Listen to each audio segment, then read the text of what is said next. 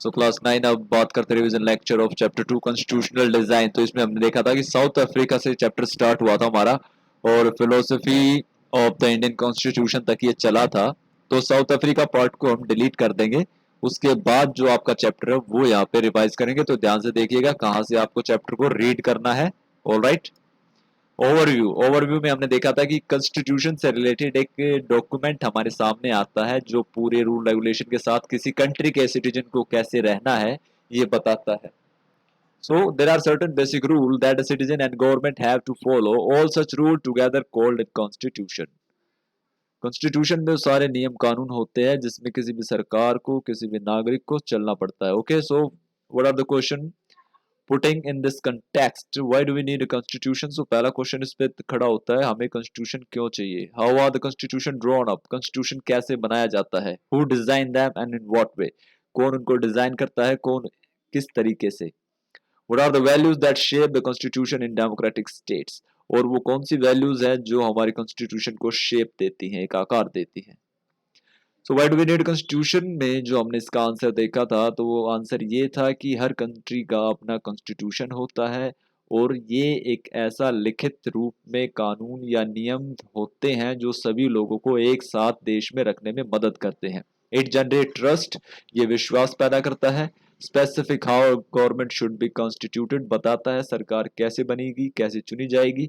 Lay down limit on power of the government, सरकार की ताकतों पर ये लिमिट लगाता है, अंकुश लगाता है। It expresses the aspiration of the people, और ये लोगों की इच्छाओं को जाहिर करता है एक अच्छा समाज बनाने में।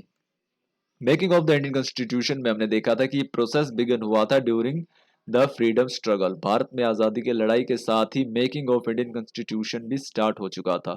इसको पहली बार ड्राफ्ट किया गया था, पूरी तरह से कागज पर उतारा था 1928 में। उसके बाद 1931 में मोतीलाल नेहरू और 8 अन्य कांग्रेसी लीडर्स के द्वारा, जिसमें डिमांड की गई थी universal and franchise, right to vote, social justice, सामाजिक न्याय और right to freedom and liberty, और आज़ादी की और एक समानता की यहाँ पर बात रखी गई थी पहली बार। द कॉन्स्टिट्यूशन असेंबली में हमने देखा था कि इलेक्शन जो थे वो पहली बार हुए थे जुलाई 1946 में, और इसकी पहली मीटिंग हुई थी दिसंबर 1946 में।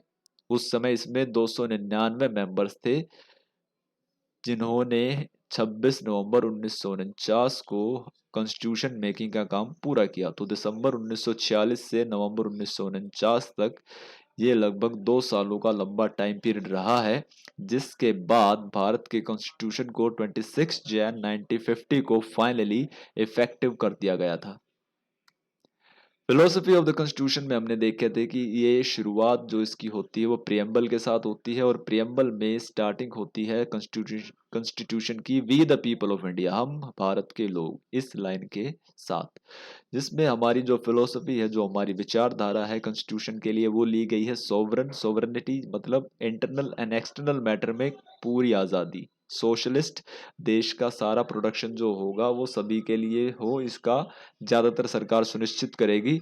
ये डेमोक्रेटिक होगा, डेमोक्रेटिक मीन्स सभी के पास एक राइट टू वोट होगा और सभी लोग अपने मर्जी से अपने रूलर्स को चुनेंगे। रिपब्लिक, देश का हेड जो होगा वो इलेक्टेड होगा, चुना जाएगा। जस्टिस, सभी के लिए बिना किसी भेदभाव के न्याय की व्यवस्था की जाएगी। सेक्युलर, सरकार का, देश का कोई धर्म नहीं होगा, सभी धर्मों को बराबर की एक समानता दी जाएगी। लिबर्टी, सभी को आज़ादी। इक्वालिटी, सभी को समानता। फ्रेटर्निटी, सभी के बीच में भाईचारा क्रिएट होगा। तो यह फिलोसफी हमारे कॉन्स्टिट्यूशन की है, यह विचारधारा हमारे कॉन्स्टिट्यूशन की है जो हमारे कॉन्स्टिट्यूशन को बनाने में मदद करती है। तो ये बहुत इंपॉर्टेंट क्वेश्चन है, इसको ध्यान से देखिएगा, हर एक पॉइंट वैल्यूएबल है। Now we move on to the exercise. Chapter 2 exercise कहता है कि भाई मैच द फॉलोइंग, आपको मैच करना है इनमें मोतीलाल नेहरू, बी आर अम्बेडकर, राजेंद्र नाथ प्रसाद और राजेंद्र प्रसाद, सरोजनी नायडू। तो इन्होंने इसमें से क्या क्या काम किया? प्रेसिडेंट कौन था, मेंबर ऑफ कौन था, चेयरमैन कौन था, प्रिपेयर किसने किया था 1928 में कॉन्स्टिट्यूशन को? Okay, after that read again the extract from Nehru speech tourist with destiny and answer the following. Why did Nehru use the expression not wholly or not in full measure in first sentence? आप नेहरू का speech देखिए अपने NCERT में और बताइए कि क्यों उन्होंने ये नॉट होली और not in full measures use किया था। First place that did you want the maker of the Indian constitution to take, क्या प्लेज ली गई थी। The ambition of the greatest man of our generation has been to wipe every tear from every eye. Who say this? So these all are belong to NCRT. Now these are the extra questions you have to do this. Okay, what do you mean by constitutions? How did Constituent Assembly work to prepare the constitution for India? What are the constitutional amendments? What are Ambedkar mean by the contradictions in his concluding speech to Constituent Assembly? What are the various functions of a constitution? Why was the making of the Indian Constitution not an easy affair?